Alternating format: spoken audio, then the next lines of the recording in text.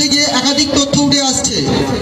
আমার রাজ্যের মুখ্যমন্ত্রী মাননীয় মমতা ব্যানার্জি কিছুদিন আগেই নেতাজি ইন্ডোরে দাঁড়িয়ে বলেছিলেন এ রাজ্যের মুসলমানদের, এ রাজ্যের সংখ্যালঘুদের নিরাপত্তা সুনিশ্চিত করেছেন মমতা ব্যানার্জি।